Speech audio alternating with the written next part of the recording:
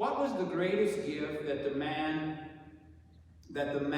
one who came back, the Samaritan who came back, what was the greatest gift he received? Was it physical healing? Is that his greatest gift? What would you say, yes or no? It was not. That was not his greatest gift. The greatest gift that that man received was that he came to faith. Is that he came to faith in Jesus Christ. That was his greatest gift. Not the fact that he got healed. Next. He only met Jesus because he was sick. If he would not have been sick, he would not have met Christ. Please, I don't want to be misunderstood. Sickness in and of itself is not good. It is not. The Catholic Church has hospitals around the world, and the Catholic Church tries to cure sick people. But the man only met Christ because he was sick.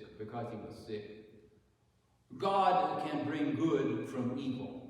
God can bring good from evil. May I ask you to look at this in a little bit broader way. For example, most people pray when they suffer. Most people pray when they suffer. The suffering of these lepers brought them to ask healing from Christ. In your own lives, whatever makes you suffer will cause you to ask healing from Almighty God. And in a certain sense, the leprosy that all of us have is sin. Like all of us have this condition called sin. And sin in your life, sin in my life, it makes people suffer. And it causes all of us to cry out to God, Jesus, Master, have pity on me. One final thought. In the modern world, as has been the case forever, but in the modern world, there are also people who are considered lepers by the society.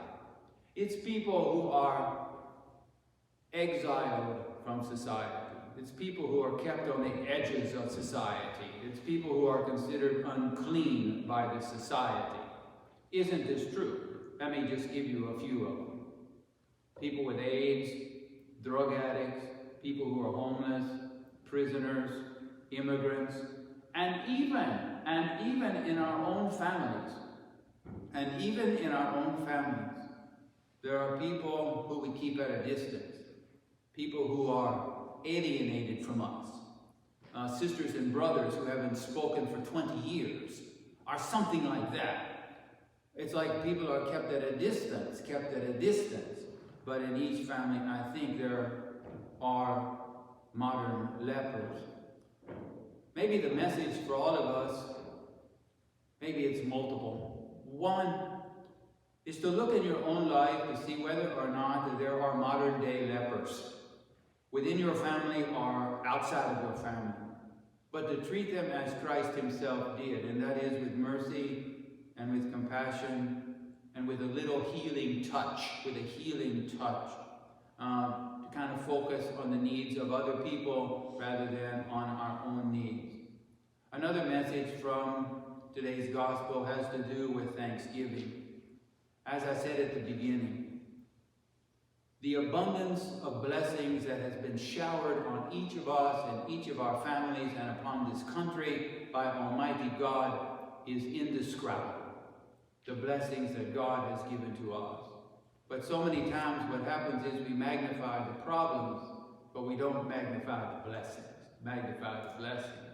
What happens is we look and we complain about the difficulties, the problems, the burdens of life, but we don't say thanks to Almighty God for what you have.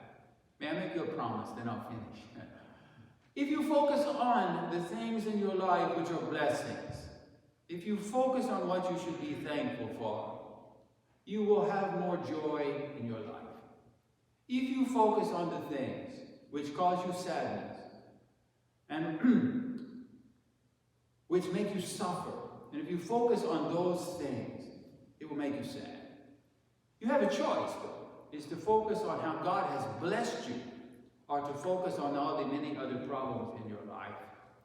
And in this Holy Mass, that each of us say thanks to Almighty God for the many blessings that He has given to us.